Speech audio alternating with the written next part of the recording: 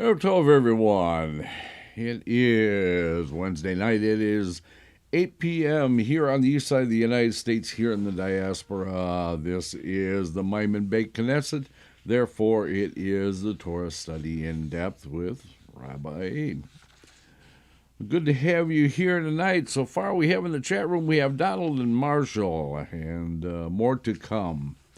Heads up, I put my back out today, and I am very sore, and we will go as long as we can. But if I start getting too sore, we may cut the study short this evening. So just so you know. Okay. So it only bothers me when I breathe. Okay, so we left off the last time. We are in the, of course, Sefer Shemot. And we are on Parsha Terumah. And we were at chapter 26. And we left off at verse 18. So that's where we're going to pick up tonight. Baruch atah Adonai Eloheinu melech haolam asher kiddushanu b'mitzvotav v'tzavahanu l'asok b'divrei Torah. Verse 18. You shall make beams for the Mishkan, 20 beams for the southern side. You shall make 40 silver sockets under the 20 beams, 2 sockets under one beam, and 2 under one beam for its 2 tenons. And if you remember, was it last week? Yeah, I believe it was last week we actually showed the picture of the beams and the tenons and where the sockets are and how the sockets actually lined up. And 2 sockets under the next beam for its 2 tenons. Okay, I kind of went right from 17 to 18, or 18 to 19. Not a lot of commentary. Rashi doesn't have a lot to say here other than for the southern side. This example of Peah does not mean corner. Rather, the entire side is called Peah. It is as it is rendered by Targum Onkelos on the southern side. Okay.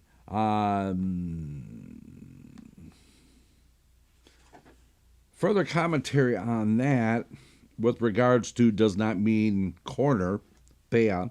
The word peah, or its construct form, peat, means corner and is rendered as such by Targum Onkelos in other contexts, for example, in 25:26. Okay. No commentary on 19, no commentary on 20, no commentary on 21. So we'll go right from there into 22. So we already read 19, so we're at 20 for the second side of the Mishkan on the northern side, 20 beams. 21 for their 40 silver sockets, 2 sockets under one beam and 2 sockets under the next beam. Okay, so 22, and for the ends of the Mishkan at the west, you shall make 6 beams. Rashi goes on to say here, and for the ends.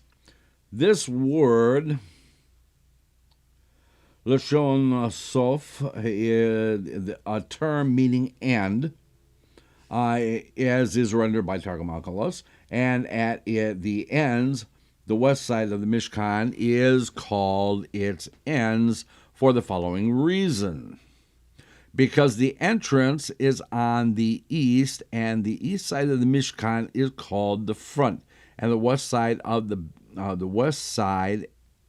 back, and its end for the front is the beginning. Okay, you shall make beams. This accounts for the 9 amot of width. Again, we found out last week that and a moat is approximately as somewhere between 18 and a half and I think it was 21 inches, rounding it off. We typically use it the same as a cubit and kind of round it to 18 inches just to give us a rough idea what that is. So, no further commentary on that, amazingly enough. So we'll go on from there into 23. And you shall make 2 beams for the corners of the Mishkan at the ends. Rashi goes on to say here, and you shall make 2 beams for the corners. 1 for the northwest corner and 1 for the southwest. All 8 beams on the west side are arranged in 1 row. But these 2 corner beams mentioned in the verse are not entirely visible from within the interior of the Mishkan. Rather, half an amah and 1.5 an amah on the other are visible from within the interior to fill out its width to 10 amot, or approximately 15 feet. The remaining amah of the width of the beam on this side and the amah on that side correspond to the thickness of the beams of the Mishkan at the northern and the southern sides, so that the corners should be even on the outside. And again, really no commentary on 23, or further commentary on 23. So go to 24. And they shall be fitted together at the bottom, and together they shall match at its top. I believe that's by the single ring, so shall they be for the 2 sides of them. For the 2 corners shall they be. Rashi goes on to say, and they shall be, that is, all the beams shall be fitted to one another at the bottom, so that the thickness of the rims of the 2 sockets should not form a gap between them. We talked about this a little more in depth last week, that the sockets were actually square, kind of like boxes that the tenons would fit into. And when they were all put together, the sockets actually formed a solid wall around the perimeter. The rims of the 2 sockets so as not to form a gap. And again, we talked about this, about the precision that they had to be when they were actually making these beams, so that the tenons would sit in the sockets regardless of what order they were put into. They would sit in the sockets, and the sockets would form this solid wall around the perimeter at the bottom. And because we're already told that it cannot have a gap. The beams cannot have any gaps, and the sockets cannot have any gaps. So they had to be very precise when they were making the beams. The 2 sockets should not form a gap between them to distance them from one another. This I have explained, as we did last week, that the pivots of the tenons shall be carved out at their sides, so that the width of a beam projects to its sides, beyond the tenons and the beam, to the covers of the rim of the socket. And the beam next to it should be treated likewise, and they are thus found to be fitted to each other.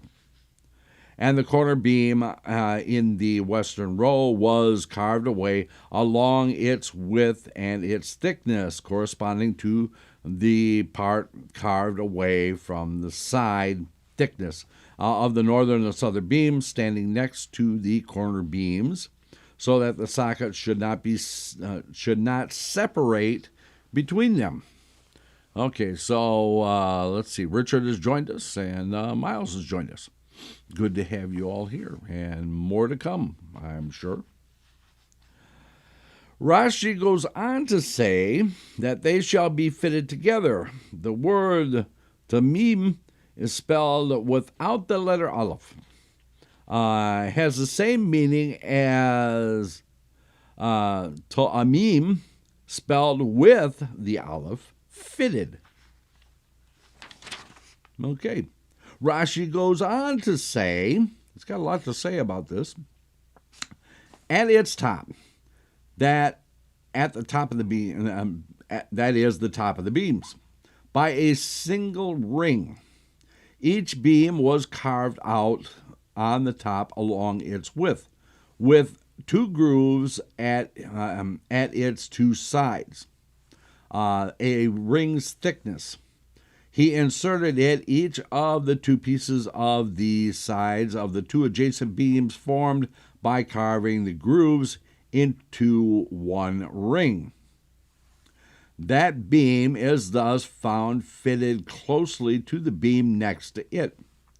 But as far as those rings are concerned, I do not know if they were fixed into one of the 2 beams which they connected, or if they were removable. And again, this is one of the great things I like about Rashi.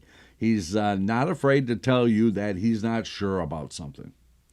He's not afraid to tell you, I don't know. This phrase I'm unfamiliar with. I'm not really sure what it means. Okay, so Rashi goes on to say, and with regard to the beams at the corners, there was a ring in the thickness of the westernmost southern and westernmost northern beam. Okay. And the top of the corner beams on the west row opposite it each go into it. The 2 walls, the western and the southern or northern, are thus connected. So shall it be for the 2 of them. For the 2 beams that meet at the corner, for the beam at the end of the northern side of the Mishkan, and for the western beam facing it, so shall it be for the 2 corners, for the southern corner and the northwestern corner. Okay, so further commentary on this has it going back to the top of the beam. This is, up to this point, the verse has been referring to the beams in the plural. Rashi explains that the shift to the singular, its top, is not meant to indicate that the verse is now referring to some object other than the beams. Okay, and that's about it for the additional commentary on that.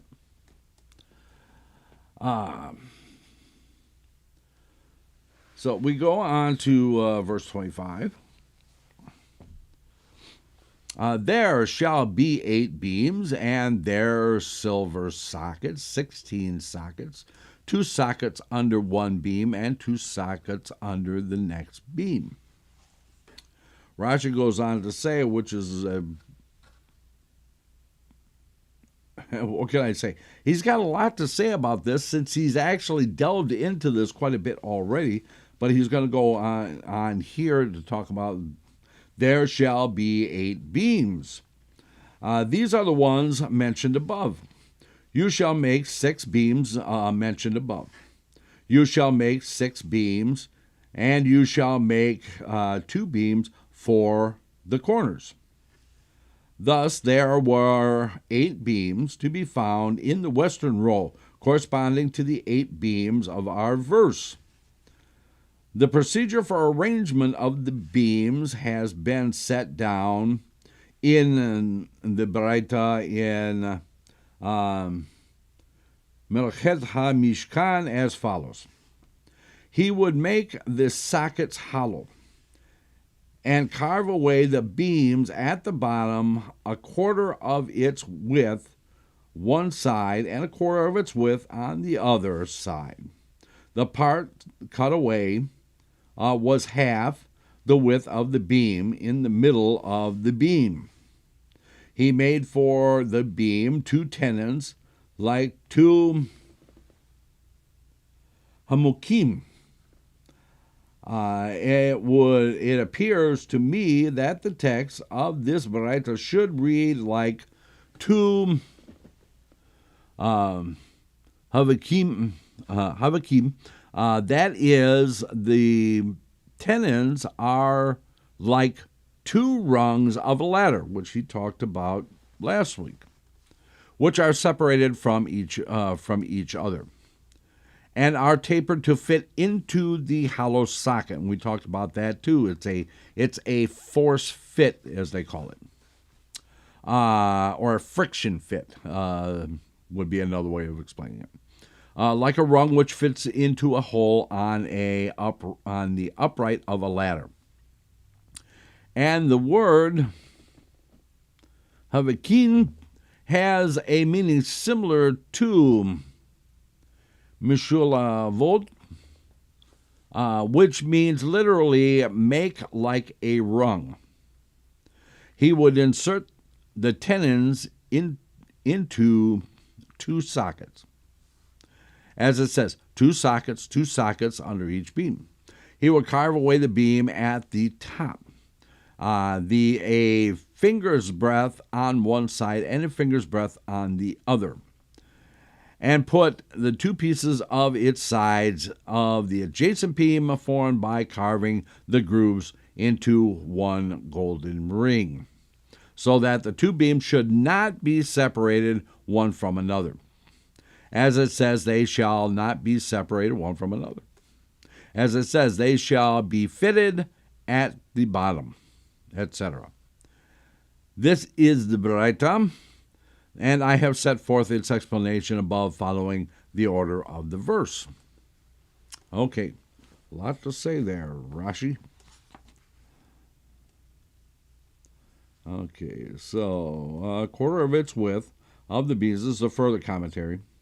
A quarter of the width of the beam was carved away on one side of its center, and a quarter of its width was carved away on the other side of the center. Thus, the part carved away took up half the width of the beam, 3/4 of an amah. Okay, which would be approximately 12 inches.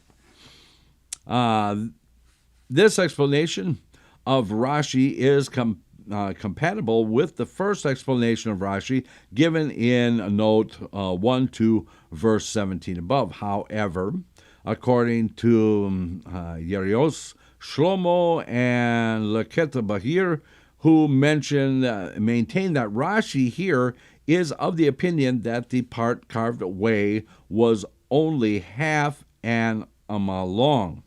Rashi would have to be understood as follows. He would make the sockets hollow and carve away the beams at the bottom, 1/4 of an amah on one side and 1/4 of an amah on the other side. The carved part was thus as long as half the thickness of the beam. The beam was 1 amah thick in the middle of them. Okay. Moving on with regard to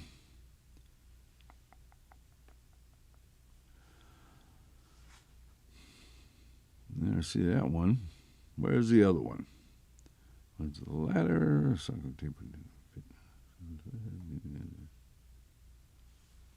Oh, the Havakin.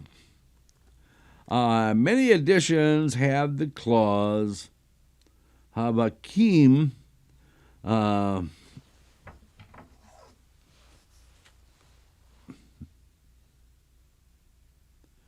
Nire, it appears, Havakin, in parentheses, indicating that they were not the words of Rashi, but the words of a later copyist, amending Rashi's comment. In truth, the clause appears in ancient editions and is emanated the text of the Baraita as it stood before him, according to Yosef Hallel. The word Hamukim means feet, as in the Shir HaShirim, the Song of Songs, while Havakin are ladder rungs. Okay.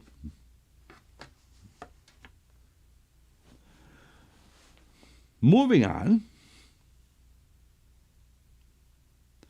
you would have to diagram this out to actually figure out, how this is, and we actually have this these diagrams in Rashi's commentary, which are fantastic. Okay, with regard to a finger breadth on one side and a finger breadth on the other, further commentary says that this does not mean each groove would be a finger breadth wide, but that each groove would be cut through and one thickness of the beam with a finger breadth away from the beam's end. The width of each groove would be the same as the unspecified thickness of the ring placed into it. Okay, and with regard to, should be right at the very end there. Yeah. Be fitted at the bottom. The additional commentary says, above in verse 24, the verse continues, and together they shall match at its top. James has joined us. Good to have you. Okay, so well, that brings us to 26. Verse 26, you shall make bars of shittim wood, 5 for the beams on one side of the Mishkan, and 5 bars for the beams of on the second side of the Mishkan, the 5 bars for the beams on the side of the Mishkan at the ends on the west. Okay, so I jumped from 26 to 27. Actually, let me go to 28 too. The middle bar inside the beam shall extend from end to end. Okay. Hence we were talking about this before, that some of the rabbis say that it was one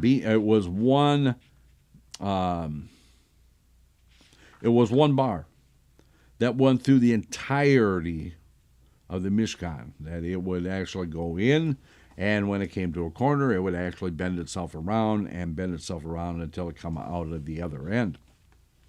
So Rashi goes on to say about this, because there is no commentary on 27 or 28. Bars. This is to be understood as rendered by Targum Onkelos, traverse bars, and in Old French, espers. Took a chance on that one.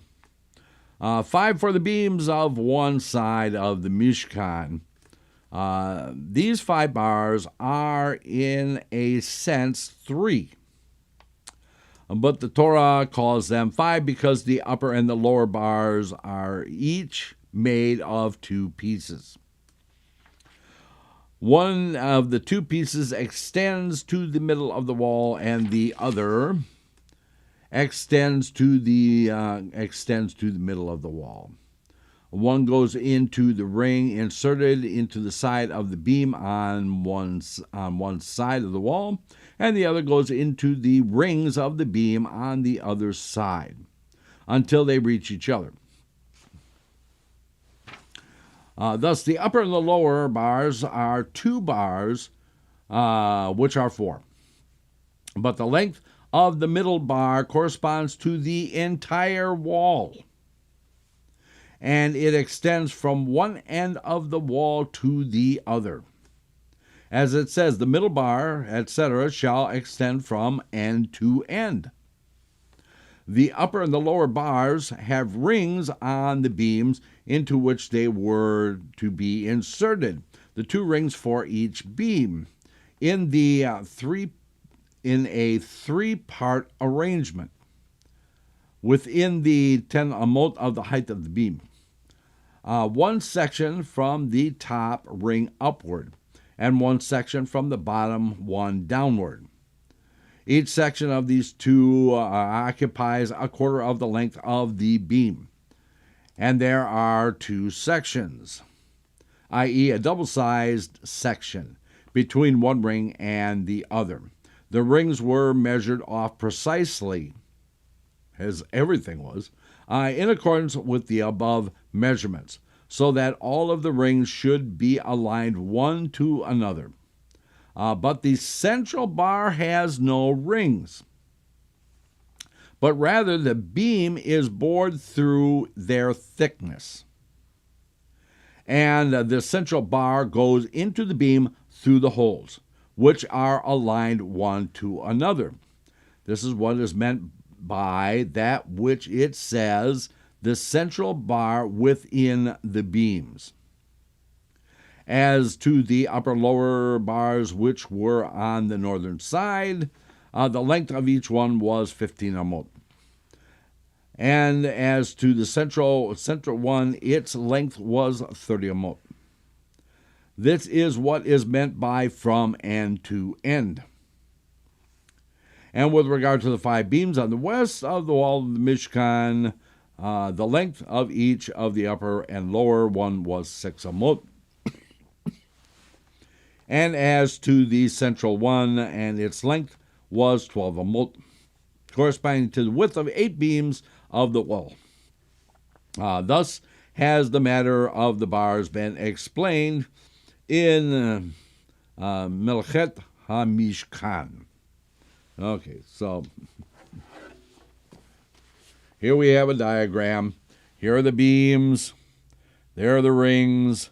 There are the bars, and the dotted line in here shows the center bar that's bored through the center of the beams. Okay, so further commentary on this one.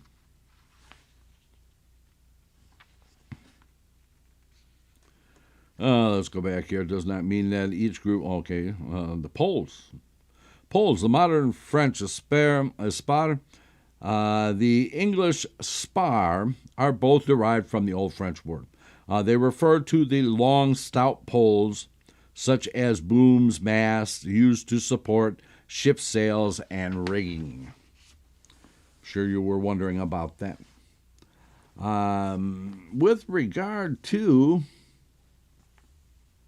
there it is. Wow, I found that one quick.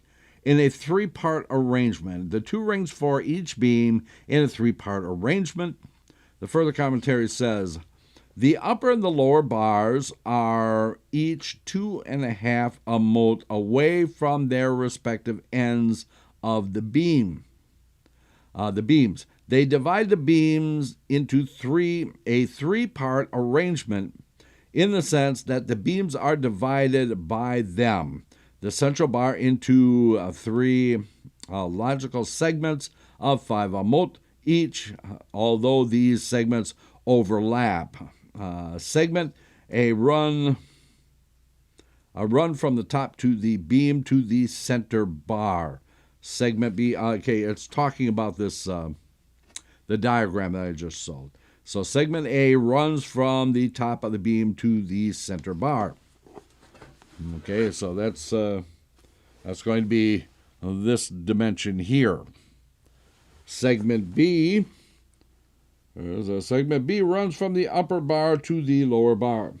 So that's segment B over here, and then segment C, which is this one over here, is from the runs from the center bar to the bottom of the beam.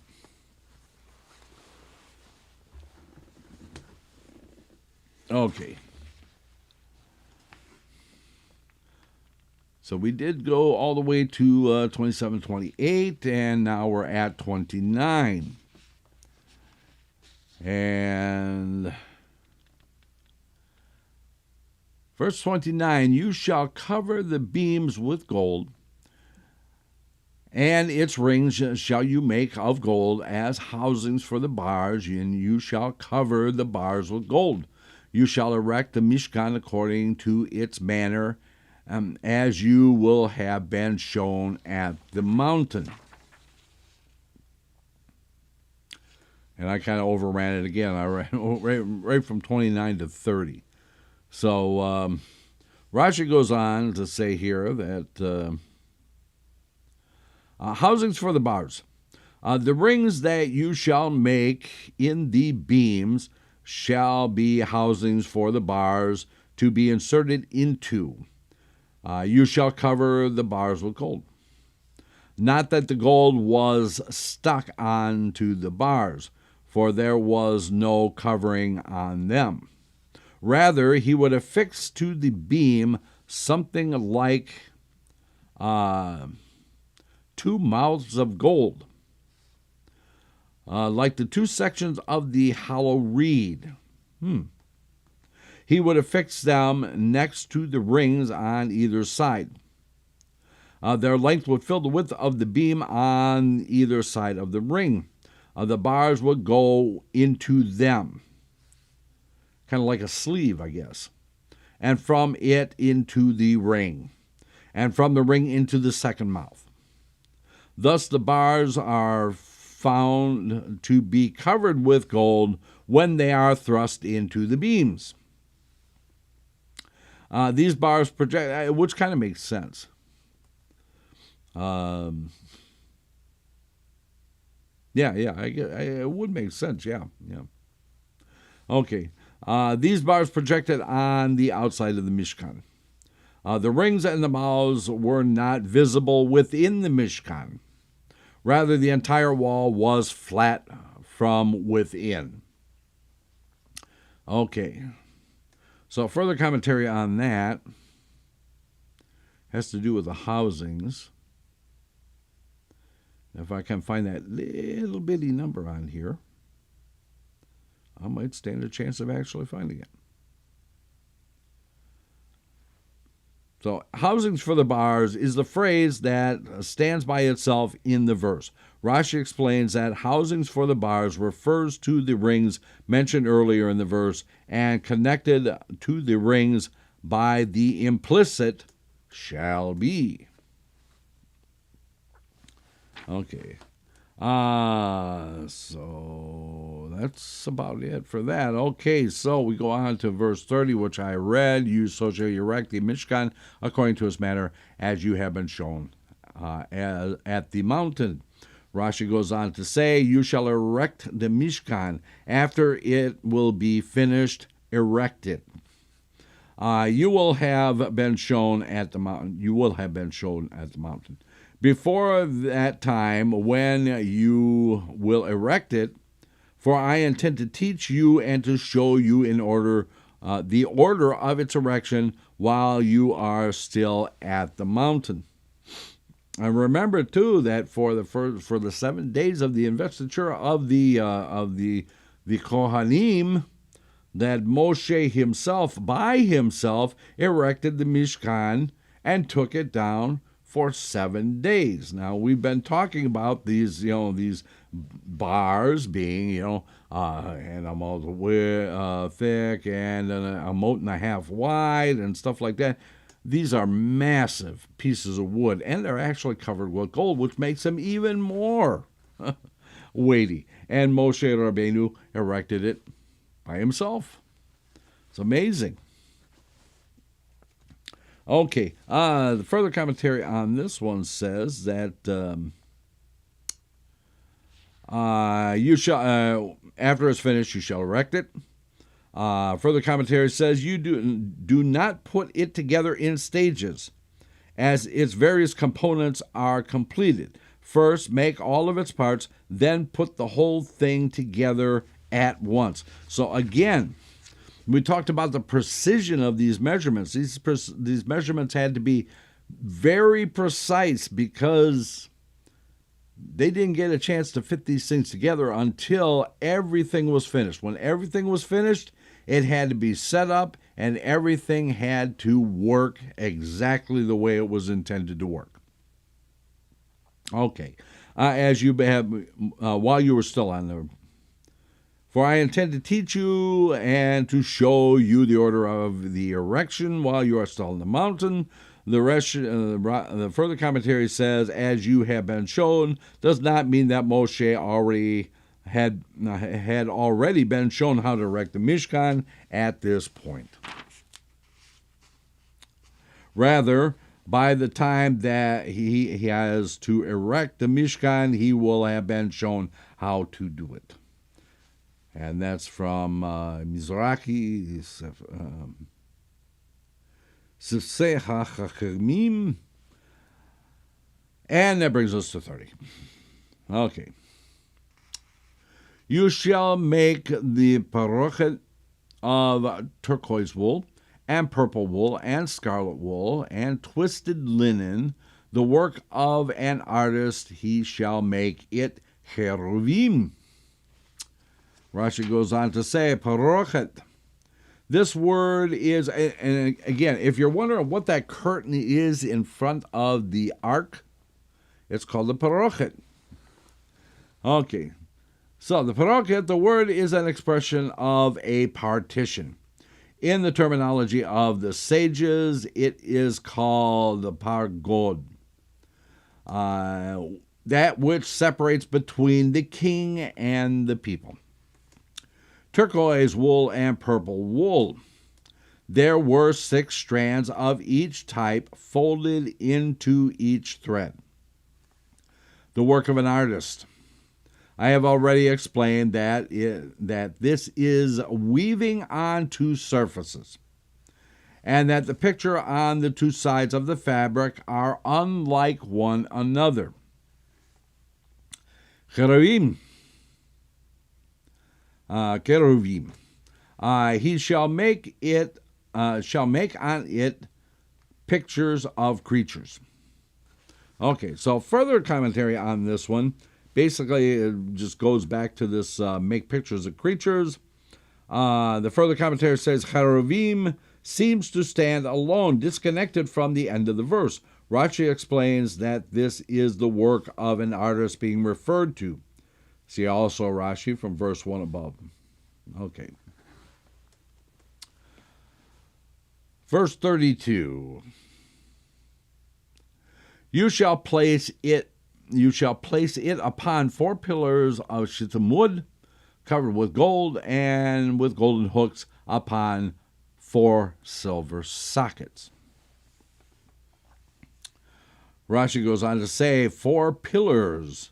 4 pillars stuck into 4 sockets, and there were hooks set into them, bent upwards, to set upon them the poles around which the end of the parochet was wrapped. The hooks are the levin of this verse, for they are made in the shape of the letter Vav, lying on its side. The parochet was 10 amot long, or approximately 15 feet. Okay. Any idea of Moshe's physical size? No.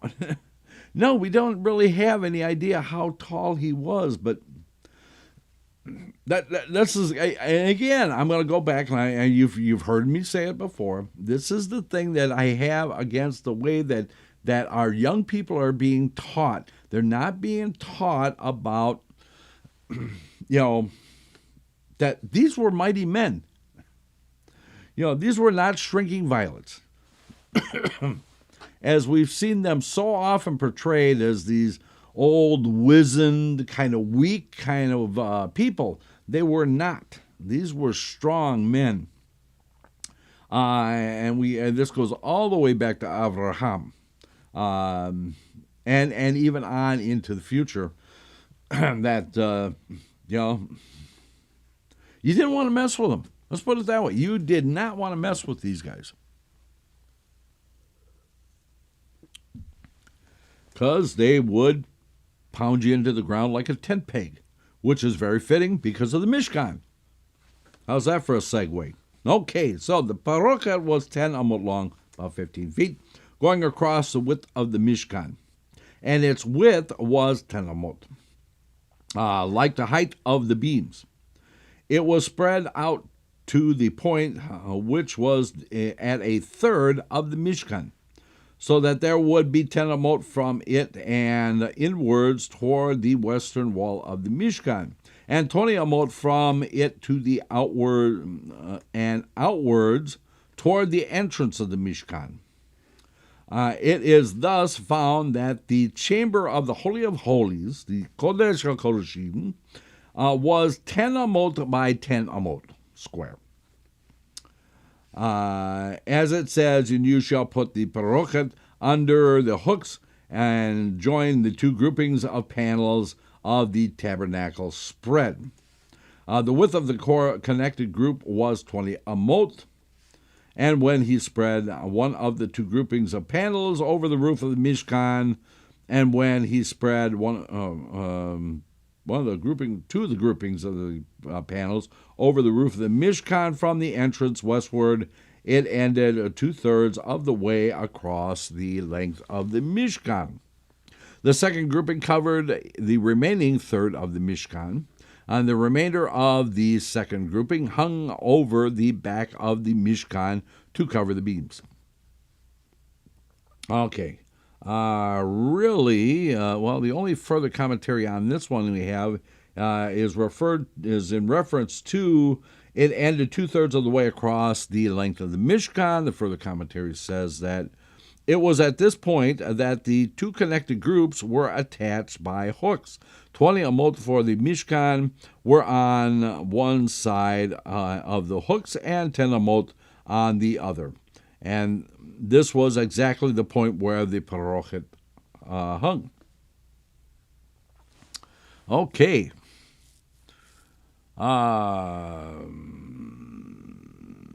Nothing on 33, nothing on 34.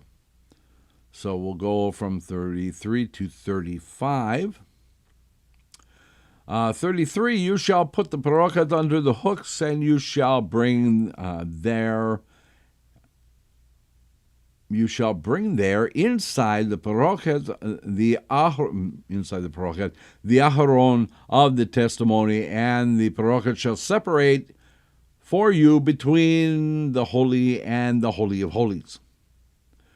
34, you shall put the lid upon the aharon, the aron of the aharon. Aharon is the person, Aaron is the thing. Okay, so now that we got that straightened out in my head, you shall put the lid upon the aron of the testimony in the Holy of Holies. You shall place the shulchan outside the parochet, and the menorah opposite the shulchan on the southern side of the Mishkan, and the shulchan you shall place on the northern side. 30. Okay, so that's 35 is talking about the shulchan, the placement of the shulchan, and the menorah. Okay. Rashi goes on to say, and you shall place the shulchan. The shulchan was the northern half of the Mishkan. The shulchan is a table. Okay? And when we talk about Jewish law, we talk about the Shulchan Aruch, which actually means the set table. Okay. The shulchan was in the northern half of the Mishkan, drawn away from the northern wall 2 1/2 amot. The menorah was on the southern half of the Mishkan, drawn away from the southern wall 2 1/2 amot. Drawn away from the southern wall 2 1/2 amot, and the golden mizbeach was placed opposite the space between the shulchan and the menorah, drawn a bit toward the east. All of them were placed inward at the midpoint of the Mishkan from east to west. In what manner? The length of the Mishkan from the entrance to the Parochet is 20 amot, which I'm sure you probably figured out by now. The Mizbeach, the Shulchan, and the Menorah were drawn inward from the entrance toward the west, 10 amot. Okay. Really, additional commentary has to do with this.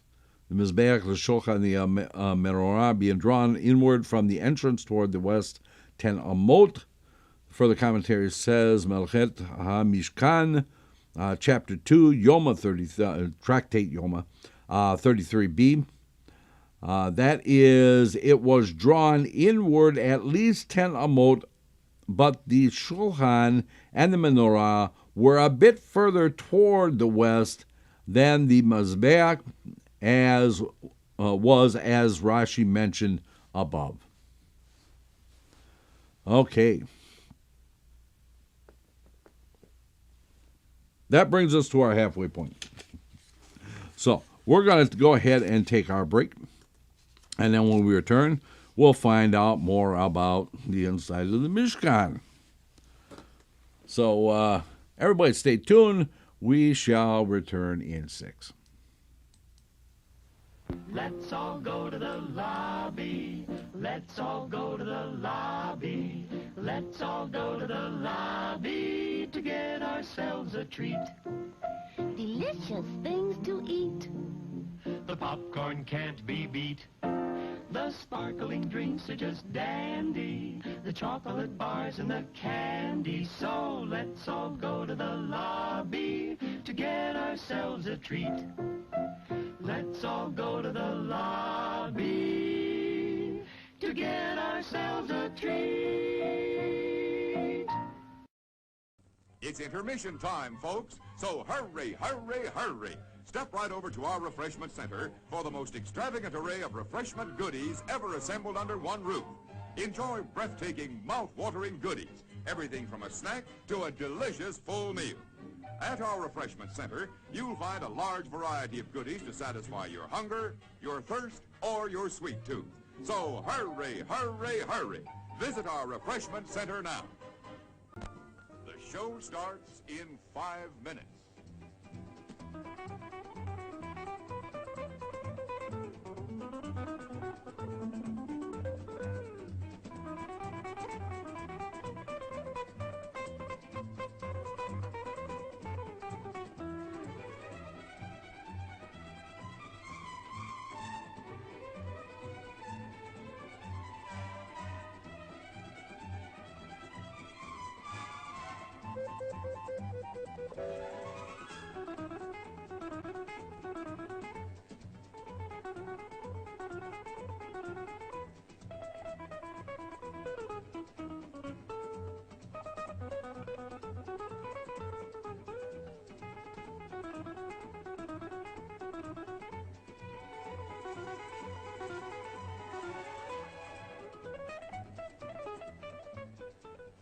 The show starts in 4 minutes.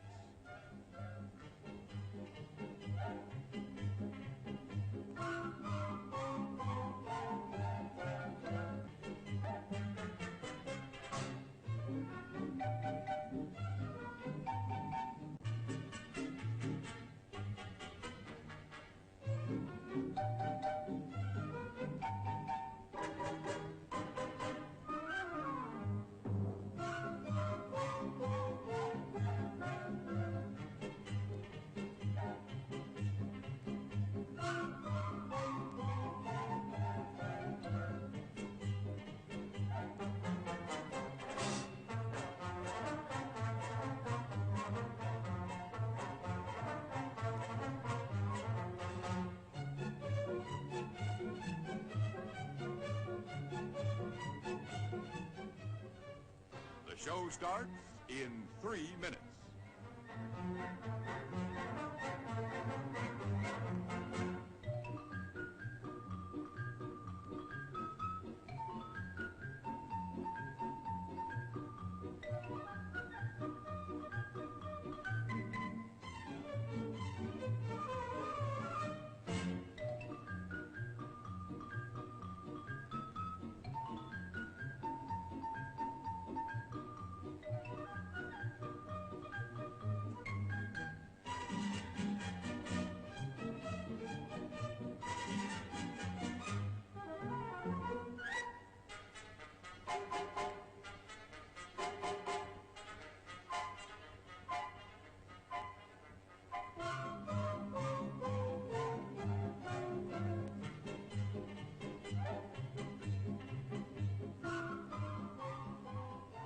The show starts in 2 minutes.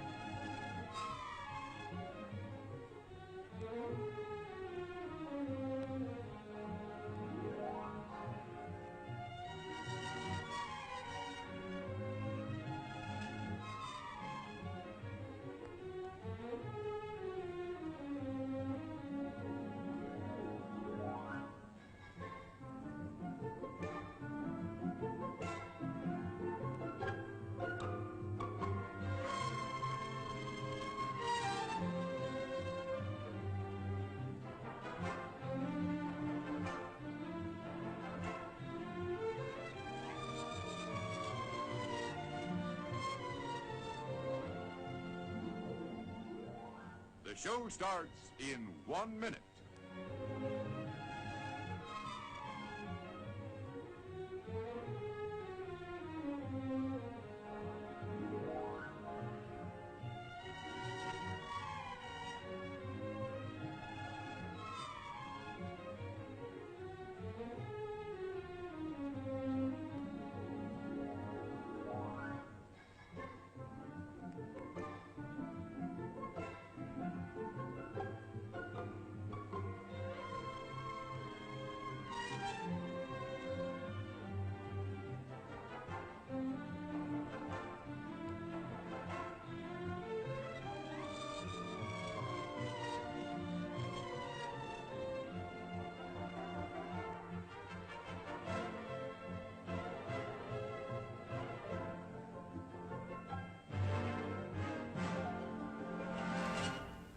And now, on with the show.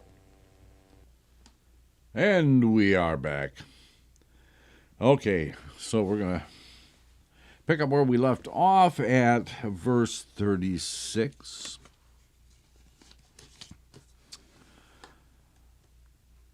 You shall make a screen for the entrance of the tent of turquoise wool and purple wool and scarlet wool and twisted linen, the work of an embroiderer.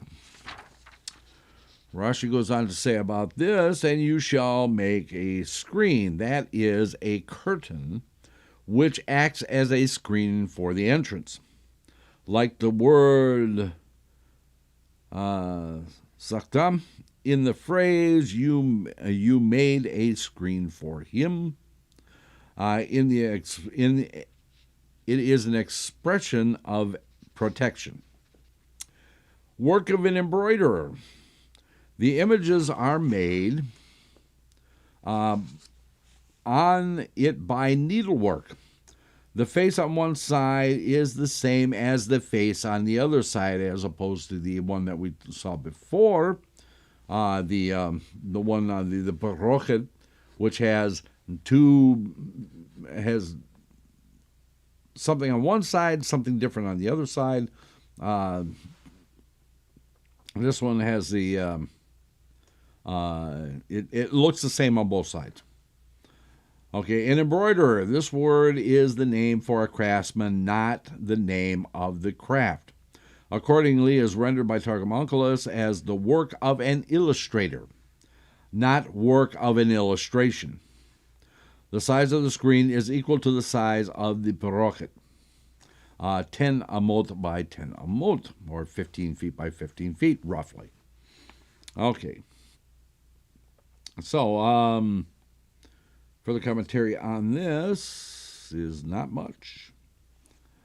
With regard to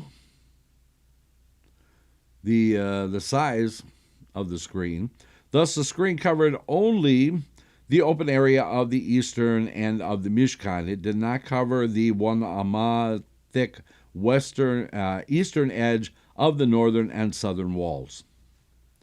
Okay, so now that's the end of chapter 26. Now we're going to get into chapter 27, which is going to start talking about the Mezbeach, the copper Mezbeach. Chapter 27, verse 1, you shall make the Mizbeach of shittim wood, 5 amot long and 5 amot wide. The Mizbeach shall be square. The 3 amot its height. You shall make its horns on its 4 corners.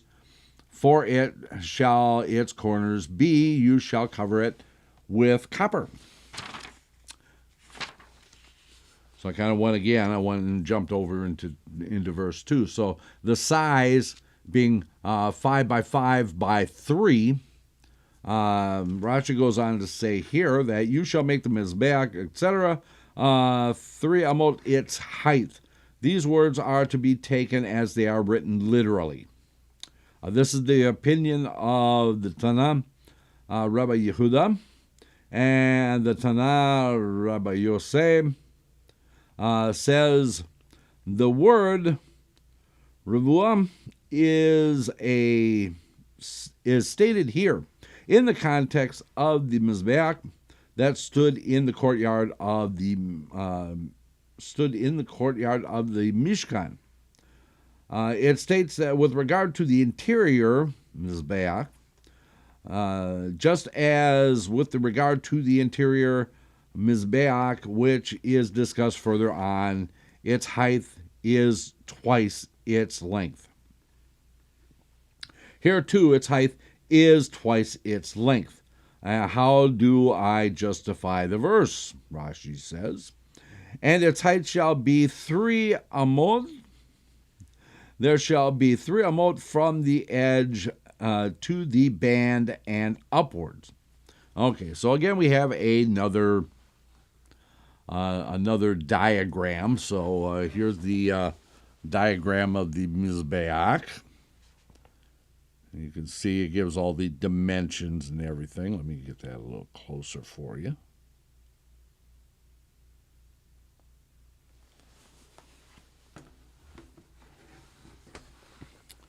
Okay, so verse 2, you shall make the horns on its 4 corners. From it shall its horns be. This teaches us that he should not make the horns separately and then attach them to it. They were actually pounded out from the metal, as we learned earlier, that this is a metalworking class, a metalworking method. So as you pound the center out and to the thickness that you want, that material has to flow somewhere, and it's going to flow out towards the outside.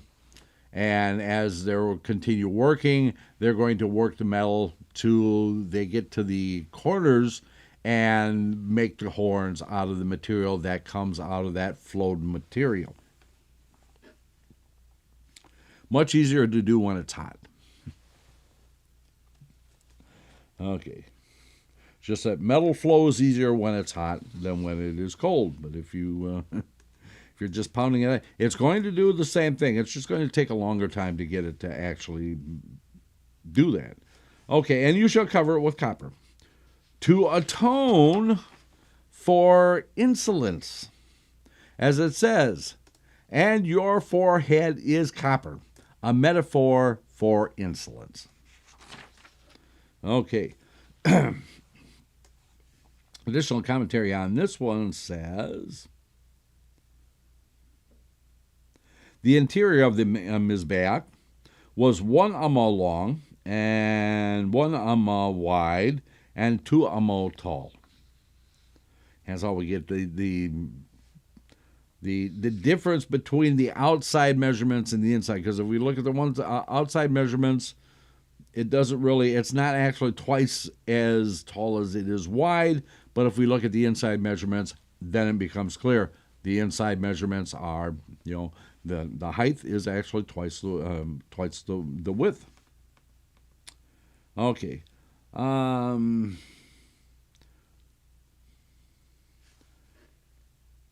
This one regards to the. How do we jump from that to 7? Here too, its height is twice its length. From the Talmud. Tractate Zavachim, folio 59b, states that according to Rabbi Yehuda, this altar was 3 amot high, 10 amot long, and 10 amot wide. According to Rabbi Yosei, it was 10 amot high, 5 amot long, and 5 amot wide, its height being twice its length.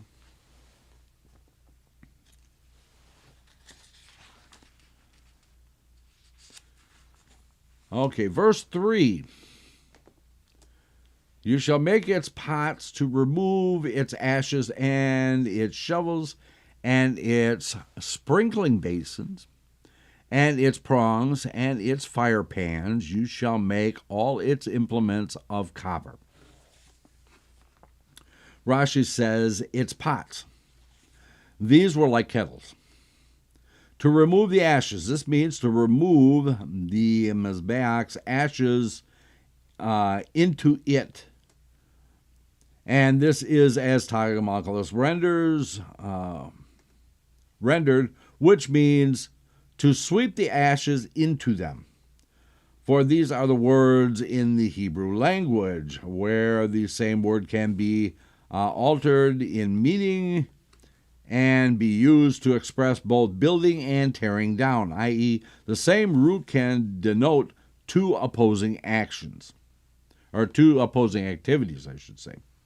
Similarly, the root shinreshin in the word vatashresh, the phrase her roots took root, and the word mashrish in the phrase a fool sending forth roots. And the same root shinreshish is used in the opposite sense in the word tasharesh, in the phrase, it will uproot among all of my produce.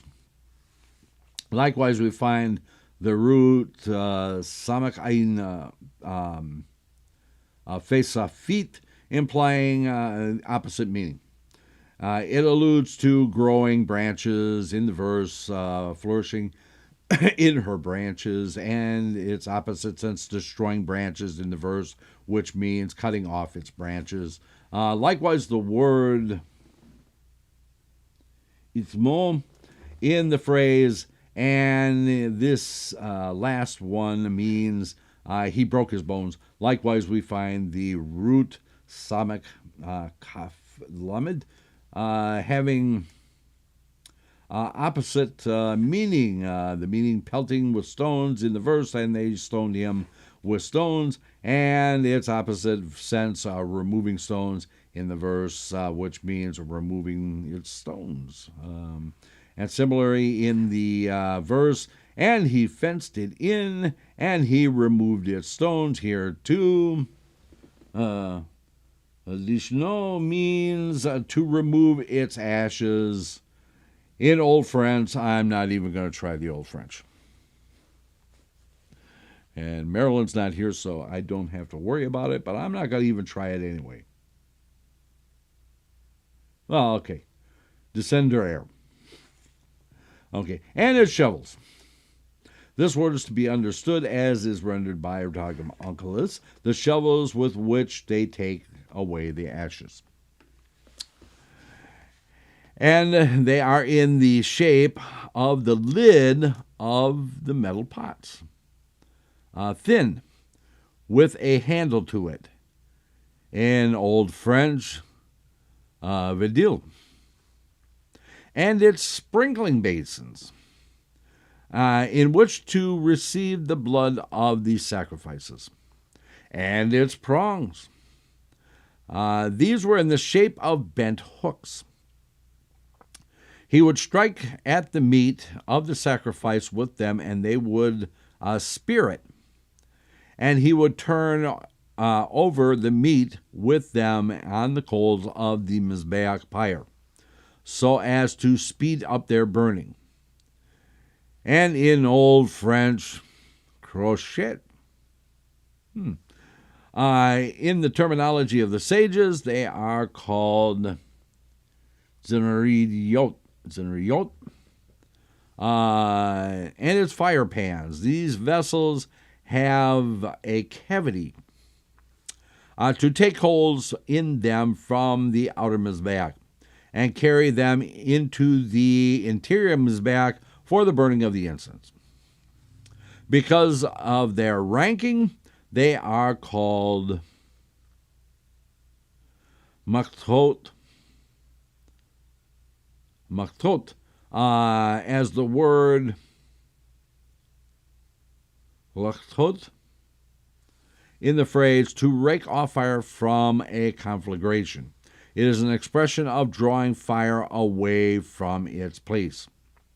Likewise, the word hayaktem in the phrase, can a man rake fire onto his bosom? Wherever that comes from. For all its implements, this should be understood as if it had been written, all of its implements, without the lamed prefix. Okay. Further commentary on this. Oh. Yeah, we're going back to not really a lot. And Rashi's paraphrase corresponds to the Messiah and means cut off, corresponding to and meaning its branches. This is all going into this whole thing about words that can mean one thing and another and its opposite the same way. The shovels for taking away the ashes. Taking away ashes. The phenomenon described by Rashi also occurs in English. For example, to dust can mean to clean away dust or to cover the dust. And that shovels, the Aramaic word, is related to the Hebrew word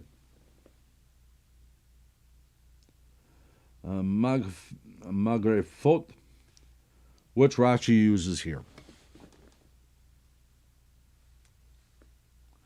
With this whole thing with the the French crochet, to speed up the burning. The hooked needle or rod, the modern English word to crochet, means to do needlework with a hooked needle. Any of you who have ever seen anybody do, or if you yourself have done any crocheting, you know that crochet hook actually has a little hook on the end of it. This goes to the next verse, which is verse 4. You shall make for it a lattice of copper netting work, and make upon the netting 4 copper rings for its 4 edges. Rashi goes on to say, the lattice, the word michvar, is related to the term for sieve, which they call grible in Old French. I'm glad Miriam isn't here. I would probably be driving her crazy trying to pronounce these words.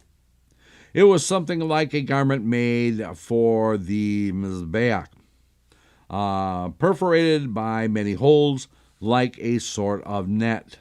I guess it would be kind of like a large set of chainmail. This verse is inverted. It should be understood as follows. And you shall make for it a lattice of copper of netting work. Okay. Rashi goes on to say here, the additional commentary talks about this term sieve.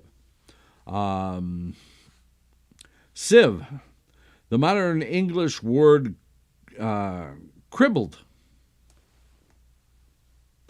Modern English word cribbled? Never heard of it. Means having a background of white dots like the holes of a sieve. Cribbled. I'm going to have to throw that word around a little bit and see how many people give me that odd look like, what? Cribbled. It's a new word, cribbled. Okay, moving on. Like I said, Rashi does not say here the word mikvar because means sieve. He says, is it related to the word for sieve, for it is perforated like one. Cribbled. Kind of like that word, cribbled. Just has a little to it. Cribbled. Okay. Anyway, Rashi, the further commentary also goes on to say, and you shall make for it a lattice of copper of netting work. Further commentary goes on to say, the verse as it stands could be read, and you shall make for it a lattice of copper netting work. In this case, copper would describe netting work and would imply that copper netting is different in form from other kinds of netting, which it is not. Rashi explains that copper describes the lattice, not the type of netting. The lattice is to be made of copper, and that the netting work common to metals is general.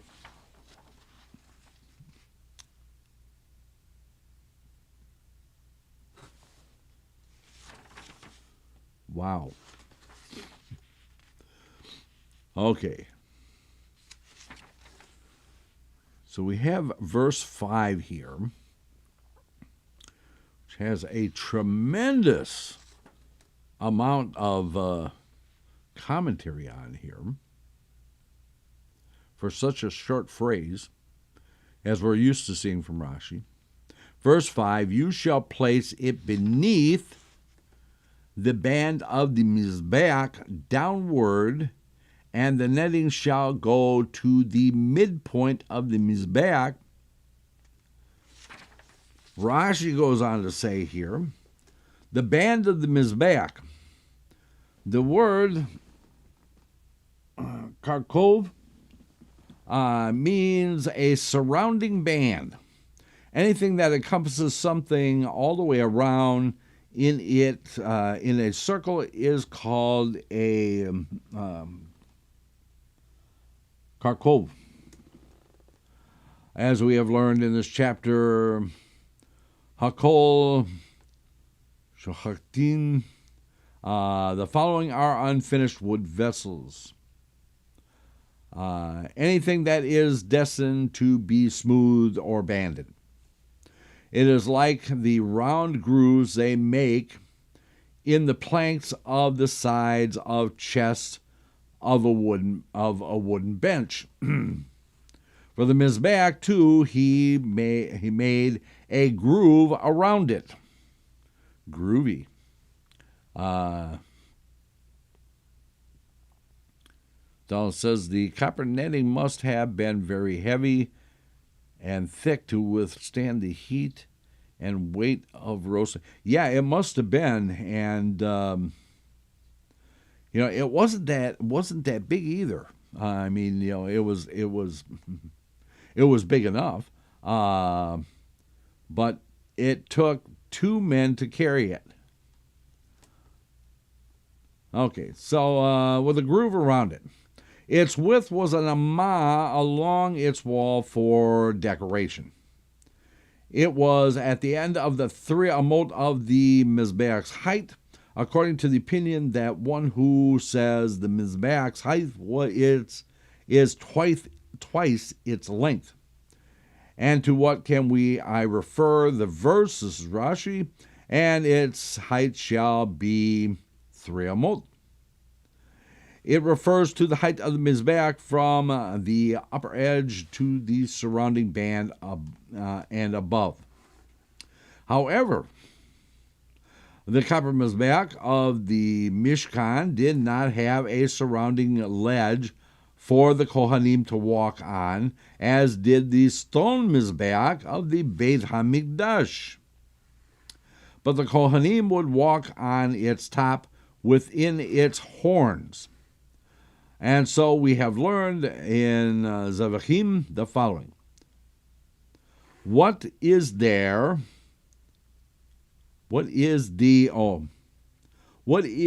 karkov?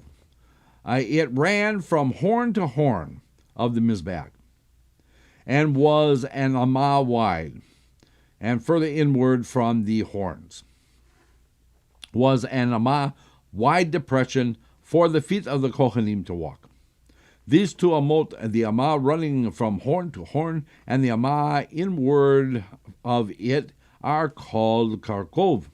And we, i.e., the Talmud, raised the point that there in Zevachim, but it is written under the band of the Mizbeach downward. This teaches us that the band is not the Mizbeach's top, but it on its side, and the latticework garment is below it.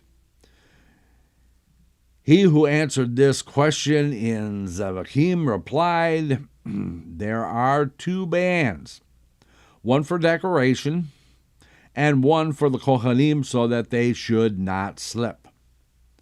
And one on the side of the Mizbeach was for decoration, and beneath it they dressed the Mizbeach with the lattice, and the bottom of its width extended to the midpoint of the Mizbeach. Thus the lattice was 1 amah wide, and it was a sign of half the height of the Mizbeach, to distinguish between the blood that is to be placed on the upper part of the Mizbeach and the blood that is to be placed on the lower part of the Mizbeach, corresponding to the bands that they had made an encirclement of a red line for the Mizbeach of the eternal house, the Beit HaMikdash, around its middle. And regarding remember that they were proportional, but the ones in the Beit HaMikdash were much larger, but they were larger in proportion to what the original was. And regarding the ramp upon which the Kohanim would ascend to the Mizbeach's top, even though they did not explain the details of the construction in this discussion, we have already heard in the passage that begins, you shall make an earthen Mizbeach for me. Way back. You shall not ascend with stairs. That is, you shall not make stairs on its ramp, but rather a smooth ramp. This teaches us that this teaches us that it had a ramp. I'm pretty sure we could have figured that out, but Rashi thought it was important. So we learned in Mechilta, the earthen Mizbeach mentioned in the above cited verse is the copper Mizbeach of our verse. It is called earthen because they would fill its cavity with earth in the place of their encampment. The ramp was at the south of the Mizbeach, separate from the Mizbeach by a hair's breadth. To its lower edge extended to an amah of the courtyard, adjacent to the curtain of the courtyard to the south. According to the opinion that says that the height of the Mizbeach was 10 amot. But according to the opinion that says the words of the verse are to be taken literally, its height shall be 3 amot. And the length of the ramp was only 10 amot. So, I have found in the Braita of 49 midot the fact that the ramp was separated from the Mizbeach by a hair's breadth. They derive from the scripture in Tractate Zevachim.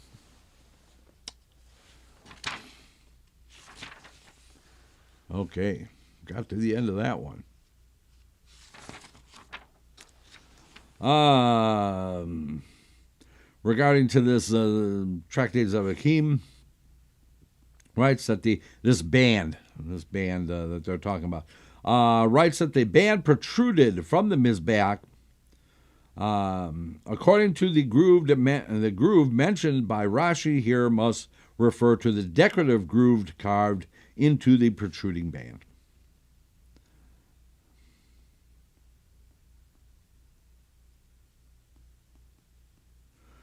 Yeah, with regard to this location of the band, the additional commentaries, some editions of Rashi read at the end of 6 Amot.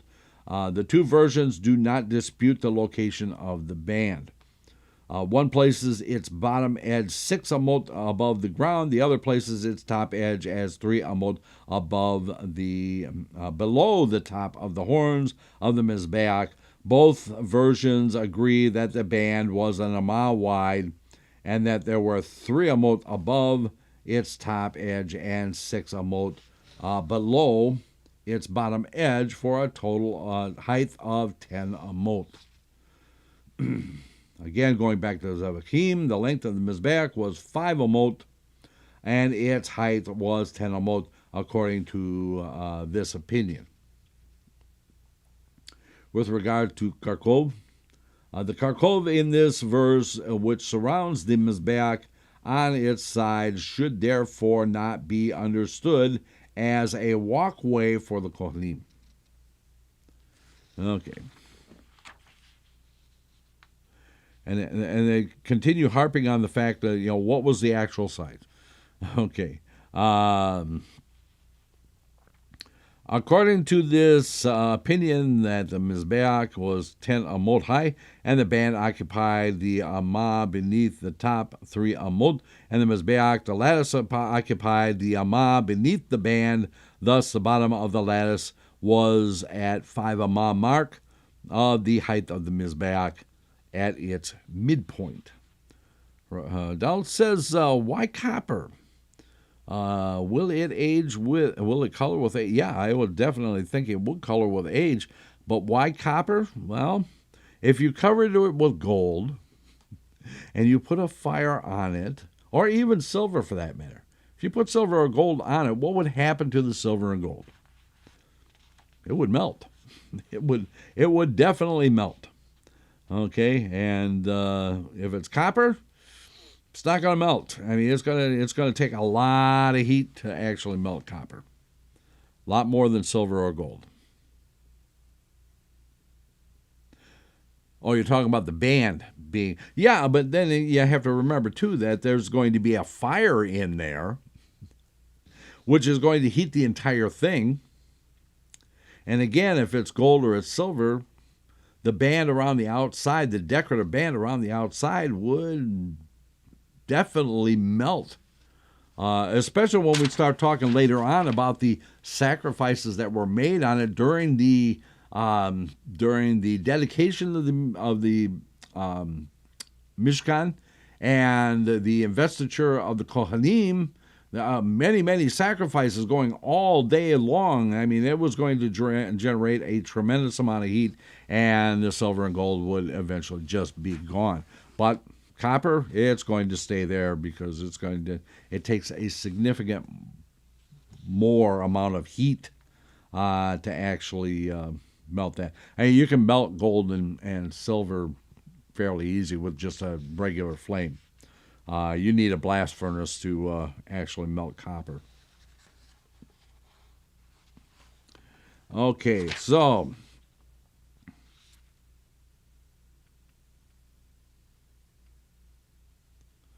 yeah, why all this discussion about how tall was it, how big was it? According to the opinion that the Mizbeach was 10 amot high, and the base of the ramp was 32 amot long, from Midot 33.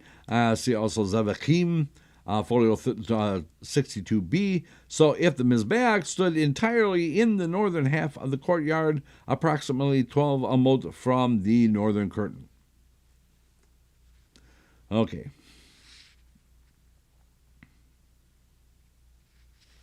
Okay, so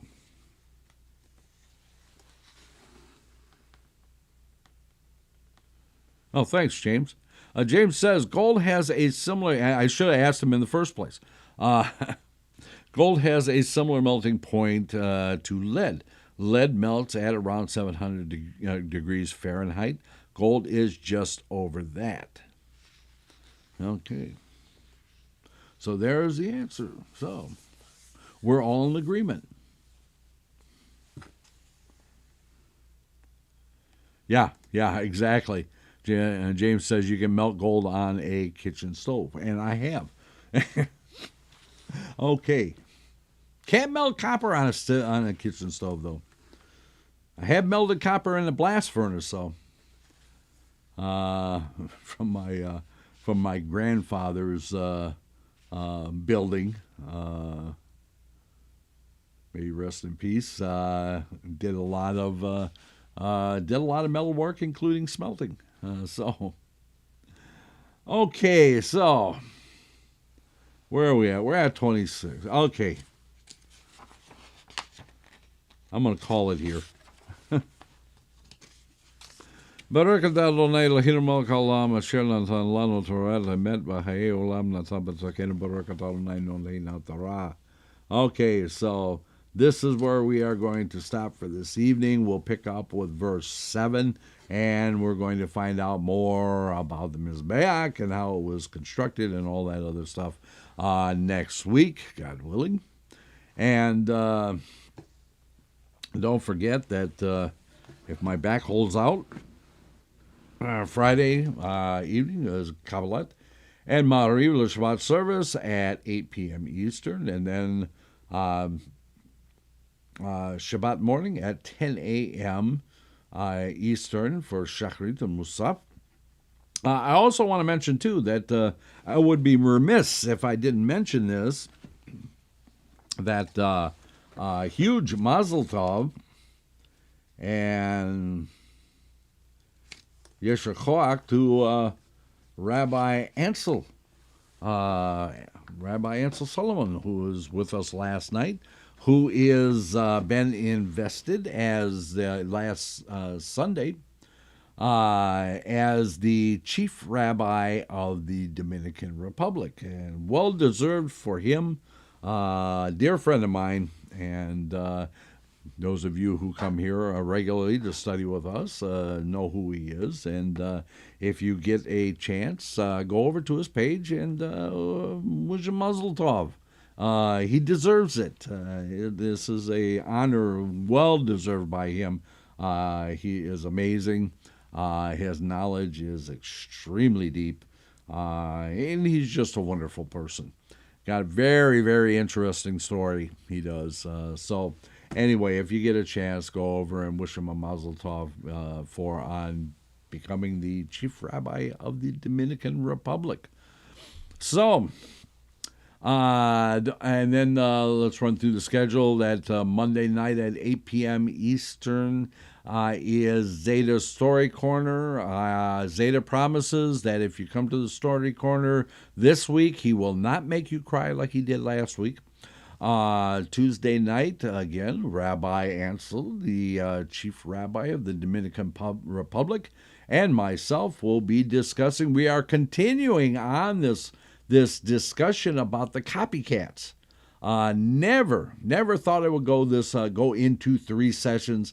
May even go into 4 sessions. We'll see what happens. It's been a very interesting discussion. And then right back here again, God willing, on Wednesday at 8 p.m. Eastern for this story study in depth. Until then, my friends, we shall simply say, Laila Tov.